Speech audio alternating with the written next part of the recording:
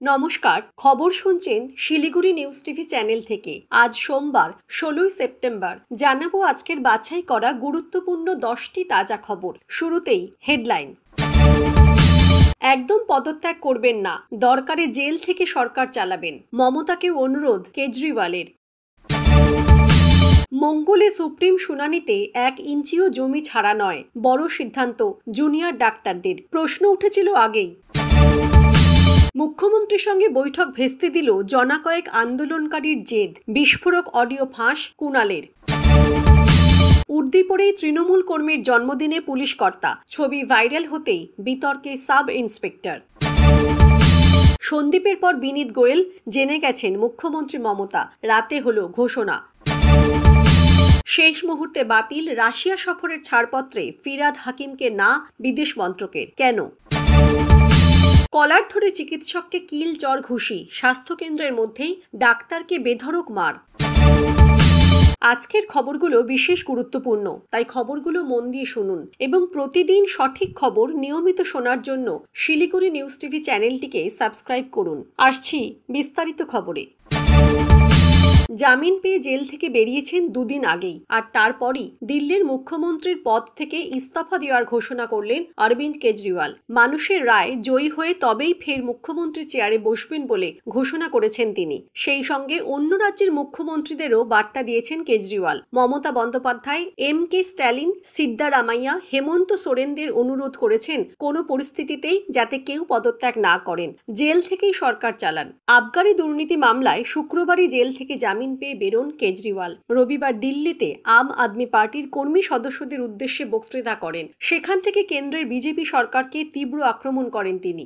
অবিজেপি রাজ্যের মুখ্যমন্ত্রীদের বিজেপি হেনস্থা করছে, ইডি সিবিআই লাগিয়ে ভুয়ো মামলা করা হচ্ছে বলে অভিযোগ তোলেন। এদিন কেজরিওয়াল বলেন, বিধায়ক ভাঙানো, ইডি সিবিআই দিয়ে ভয় দেখানো, ভুয়ো মামলা করে জেলে ভরে দেওয়া, সরকার ফেলে দেওয়াই বিজেপির ফর্মুলা। ভেবেছিল কেজরিওয়ালকে জেলে ভরলে আম আদমি পার্টি ভেঙে যাবে, বিধায়ক ভাঙিয়ে দিল্লিতে সরকার গড়ে ফেলবে বিজেপি, পঞ্জাবেও বিধায়ক ভাঙিয়ে সরকার গঠন করা সম্ভব হবে। কিন্তু আমাদের দল ভাঙেনি, বিধায়ক কার্যকর্তাদের ভাঙাতে পারেনি। এদের এত বড় ষড়যন্ত্রের বিরুদ্ধে লড়ার ক্ষমতা আছে আমাদের। ভেবেছিল মনোবল ভেঙে দেবে।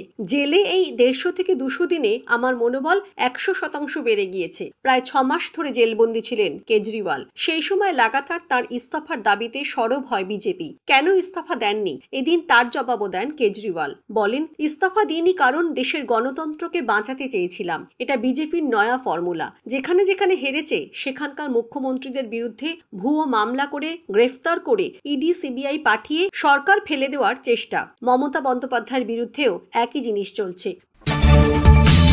আরজিকর কাণ্ডে সুপ্রিম কোর্টে আইনজীবী বদল করছে জুনিয়র ডাক্তারদের সংগঠন। সিনিয়র আইনজীবী ইন্দিরা জয়সিংকে নিযুক্ত করা হয়েছে বলে খবর। মঙ্গলবারই সুপ্রিম কোর্টে শুনানি রয়েছে এই মামলার। তার আগেই বিরাট পদক্ষেপ জুনিয়র ডক্টরস ফ্রন্টের। উল্লেখ্য, আইনজীবী ইন্দিরা জয়সিং এর করা মামলাতেই দেশ জুড়ে আদালতের প্রসিডিং লাইভ স্ট্রিমিং শুরু হয়। এবার তিনিই সুপ্রিম কোর্টে আরজিকর কাণ্ডে আন্দোলনকারী জুনিয়র ডাক্তারদের হয়ে সওয়াল করবেন। এর আগে সিনিয়র আইনজীবী গীতা লুথরা লিড করেছেন, এখন করবেন ইন্দিরা জয়সিং। এছাড়া আরজিকর মামলার গত 3 দিনের শুনানিতে অংশ নিয়েছেন প্রায় 200-র বেশি আইনজীবী। সুপ্রিম কোর্টের নির্দেশিকা অনুযায়ী 1 মাসের বেশি সময় ধরে টানা কর্মবিরতি চালিয়ে যাচ্ছেন জুনিয়র চিকিৎসকরা। সুপ্রিম কোর্ট থেকে মুখ্যমন্ত্রী মমতা বন্দ্যোপাধ্যায় বারবার ডাক্তারদের কাজে ফেরার কথা বলেছেন, তবে 5 দফা দাবিতে নিজেদের সিদ্ধান্তে অনড় তারা। গত 2 বার মুখ্যমন্ত্রীর সঙ্গে বৈঠকের জন্য গিয়েও প্রথম দিন নবান্ন ও দ্বিতীয় দিন কালীঘাটের বাসভবনের সামনে থেকে ফিরে আসেন তারা। এই আবহে বিনা চিকিৎসায় রোগী মৃত্যুর অভিযোগ উঠছে, তবে চিকিৎসকদের দাবি পরিষেবা স্বাভাবিক রয়েছে।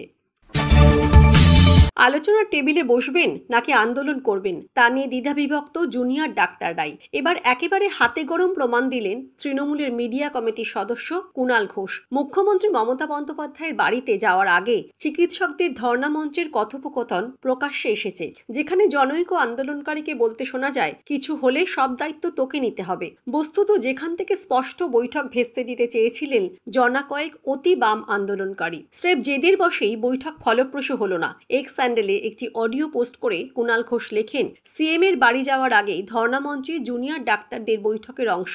এটাও লাইভ হলে জনগণের বুঝতে সুবিধে হতো। স্পষ্ট একাংশ জটিলতার মানসিকতা নিয়েই গিয়েছিল। সঙ্গে লিখেছেন, এই অডিও কারোর টেলিফোন কথন নয়, এটি ওদের মঞ্চে নিজেদের বৈঠকের আলোচনা।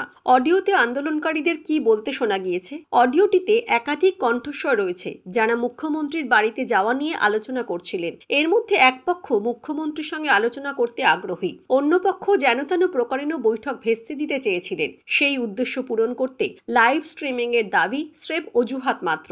আর এর নেপথ্যে রয়েছেন বেশ কিছু অতি বাম চিকিৎসক। অন্য পক্ষ সমাধান সূত্র খুঁজতে চেয়েছিলেন, কিন্তু তা হয়নি। সুপ্রিম কোর্টের নির্দেশ, মুখ্যমন্ত্রীর আন্তরিক প্রচেষ্টার পরও কর্মবিরতির পথ থেকে সরে আসেননি জুনিয়র চিকিৎসকরা। এরপর যদি সুপ্রিম কোর্ট কড়া পদক্ষেপ নেয়, তাহলে দায় জেদি ডাক্তারদের নিতে হবে বলে সাফ জানিয়ে দিয়েছেন ডাক্তারদের একাংশ। দর্শক, আমরা এই ভিডিওটিতে 2000 লাইক এবং 1000 সাবস্ক্রাইব টার্গেট রেখেছি। আশা রাখছি আপনারা এই টার্গেটটি পূরণ করবেন। আসছি পরবর্তী খবরে। তৃণমূল কর্মীর জন্মদিনের অনুষ্ঠানে উর্দিপরেই হাজির থানার সাব ইন্সপেক্টর। শুধু উপস্থিতি নয়, সেখানে কেক কেটে তা মাখামাখিও করতে দেখা গেল ওই পুলিশ কর্তাকে। আর এসব ছবি ভাইরাল হতেই বিতর্কের মুখে পড়লেন সাব ইন্সপেক্টর। শনিবার রাতে ঘটনাটি ঘটেছে মুর্শিদাবাদের রানীনগরের শেখপাড়া বাজারে একটি কেকের দোকানে। তৃণমূল কর্মী সোহেল রানার জন্মদিনে উপস্থিত ছিলেন সাব ইন্সপেক্টর তাজ আলাম। সেখানে কেক কেটে খাওয়া থেকে শুরু করে অন ডিউটি অবস্থায় পুলিশের উর্দিতে ফোম, কেক লাগানো হয়েছে। সেই ভিডিও সামাজিক মাধ্যমে ভাইরালও হয়েছে। শোরগোল শুরু হয়েছে রানীনগরে। এই বিষয়ে এসআই তাজ আলমের সঙ্গে যোগাযোগ করার চেষ্টা করা হলেও তাকে পাওয়া যায়নি। তবে জেলা পুলিশের এক আধিকারিক জানান, বিষয়টি খতিয়ে দেখা হচ্ছে। কর্তব্যরত অবস্থায় উর্দিতে ফোম বা কেক লাগানো ঠিক হয়নি বলে পুলিশেরই একাংশ মতামত জানাচ্ছেন। আবার সেই ভিডিও সামাজিক মাধ্যমেও ভাইরাল। তবে এ নিয়ে রবিবার রানীনগর জুড়েই জল্পনা চলছে রাজনৈতিক মহলে। রানীনগর 2 ব্লকের কংগ্রেস সভানেত্রী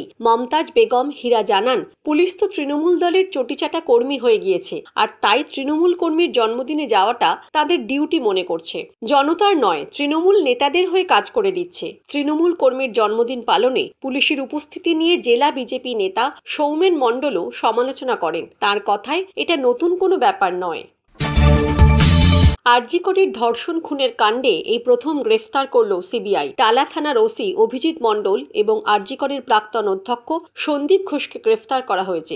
আরজি করের নৃশংস ধর্ষণ খুনের কাণ্ডে তথ্য প্রমাণ লোপাট এবং দেরিতে এফআইআর এর কারণে গ্রেফতার করা হয় দুজনকে। এদিকে আজ জুনিয়র ডাক্তারদের সঙ্গে মুখ্যমন্ত্রীর বৈঠক হলো না মুখ্যমন্ত্রীর বাসভবনে। তাদের অভিযোগ, চন্দ্রিমা ভট্টাচার্য নাকি বলেন, অনেক দেরি হয়ে গেছে, তোমরা চলে যাও, না হলে বাস ডেকে পাঠিয়ে দেব। তাদের কার্যত ঘাট ধাক্কা দিয়ে বের করে দেওয়ার অভিযোগ। এবার এই নিয়ে লিখলেন বিজেপি নেতা এবং রাজ্যের বিরোধী দলনেতা শুভেন্দু অধিকারী।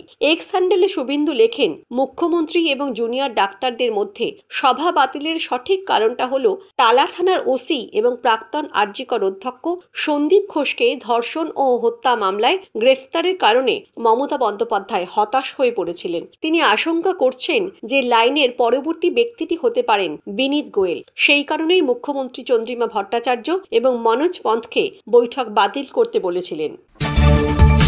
রবিবার বিকেল অবধি অপেক্ষা করলেও এলো না ছাড়পত্র। শেষ অবধি রাশিয়া সফর হচ্ছে না ফিরহাদ হাকিমের। কিন্তু কেন রাশিয়া সফর বাতিল হলো কলকাতার মেয়রের? বিদেশ মন্ত্রকের ছাড়পত্র না মেলায় আগামী সপ্তাহে ফিরহাদের মস্কো যাওয়া হচ্ছে না। ব্রিক্স সম্মেলনে যোগ দিতে মস্কো যাওয়ার কথা ছিল কলকাতার মেয়র তথা পুরমন্ত্রী ফিরহাদ হাকিমের। আমন্ত্রণ পেয়েছিলেন তিনি। গোটা দেশের মধ্যে একজনই মেয়র এই গুরুত্বপূর্ণ সম্মেলনে যাওয়ার সুযোগ পেয়েছেন। রবিবার বিকেল অবধি অপেক্ষা করেছিলেন তিনি, কিন্তু ছাড়পত্র এলো না। আগামী 17 থেকে 21 সেপ্টেম্বর রাশিয়া সফরে যাওয়ার কথা ছিল মেয়র ফিরহাদ হাকিমের। দেশের মধ্যে একমাত্র কলকাতার মেয়রই আন্তর্জাতিক ব্রিক্স সম্মেলনে আমন্ত্রণ পেয়েছিলেন। এই সম্মেলনে যোগ দিতে রাশিয়া যাচ্ছেন স্বয়ং প্রধানমন্ত্রী নরেন্দ্র মোদীও। মুখ্যমন্ত্রী মমতা বন্দ্যোপাধ্যায় রাজ্যে বিনিয়োগ টানতে বিদেশ সফরে গিয়েছিলেন। তারপর অনেকটা সময় কেটে গিয়েছে। এরপর কলকাতা পুরসভার মেয়র তথা রাজ্যের পুর ও নগরায়ণ মন্ত্রী ফিরহাদ হাকিমের বিদেশ যাত্রার কথা ছিল। সেই অনুমতি বাতিল করল কেন্দ্রীয় সরকার। আরজিকর কাণ্ডে তোলপাড় গোটা রাজ্য জুড়েই। হাসপাতাল থেকে নার্সিংহোম, স্বাস্থ্যকেন্দ্রে চিকিৎসক স্বাস্থ্যকর্মীদের সুরক্ষা নিয়ে উঠেছে প্রশ্ন। সেই আবহে এবার পূর্ব মেদিনীপুরে আক্রান্ত চিকিৎসকের দেওয়া ওই ভিডিওতে দেখা যাচ্ছে প্রথমে ওই চিকিৎসককে শাসানি দেওয়া হচ্ছে, এরপরই গায়ে হাত, প্রথমে ধাক্কা, তারপর রীতিমতো মার। টাল সামলাতে না পেরে পড়ে যাচ্ছিলেন ওই চিকিৎসক। সেই অবস্থাতে তাকে ধরে ফের ঘুষি মারে একদল লোক। ভগবানপুরের কাজলাকর প্রাথমিক স্বাস্থ্যকেন্দ্রের মধ্যেই চিকিৎসককে বেধড়ক মারের ঘটনা ফের প্রশ্নের মুখে ফেলেছে চিকিৎসক নিরাপত্তা বিষয়টিকে। ভিডিওতে দেখা যায় কলার ধরে চিকিৎসককে কিল চর ঘুষি মারতে থাকেন রোগীর আত্মীয়রা। কিন্তু কেন এমন ঘটনা ঘটল? ওই প্রাথমিক স্বাস্থ্যকেন্দ্রে এক্স-রে করার ব্যবস্থা নেই, অন্যত্র যেতে বলায় আচমকাই ক্ষোভ দেখাতে শুরু করে রোগীর পরিবার, এমনটাই অভিযোগ চিকিৎসকের। ভগবানপুর থানায় লিখিত অভিযোগ দায়ের করেছেন ওই চিকিৎসক। রোগীর পরিজনের তরফে বলা হয় কেন অন্যত্র রেফার করা হচ্ছে সেই দাবি তুলেই চিকিৎসককে প্রশ্ন তোলেন তারা। এরপরই চিকিৎসকের উপর হামলা চলে দেখা যায় ভিডিওটিতে। কাজলাকর প্রাথমিক স্বাস্থ্য কেন্দ্রে আজ দুপুর 1:30 নাগাদ বাইক দুর্ঘটনায় আহত হয়ে আসে 3 জন। চিকিৎসক মিন্টু দে প্রাথমিক চিকিৎসা করেন। পরে দেখেন এক রোগীর কলার বোন ভেঙে গেছে। তিনি বলেন এই স্বাস্থ্যকেন্দ্রে এক্স-রের পরিকাঠামো নেই। তমলুক জেলা হাসপাতালে যেতে বলেন। এই নিয়ে শুরু হয় বচসা। মারধর ও হাসপাতাল ভাঙচুর হুঁশিয়ারির প্রতিবাদ করতেই কলার ধরে চড়থাপ্পড় মারা হয়। তারপর ব্লক স্বাস্থ্য আধিকারিককে ফোন।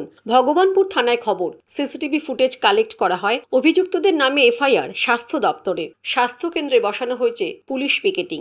আজকের খবর এই পর্যন্তই। পরবর্তী খবরগুলো সবার প্রথমে শুনতে শিলিগুড়ি নিউজ টিভি চ্যানেলটিকে সাবস্ক্রাইব করুন। ধন্যবাদ।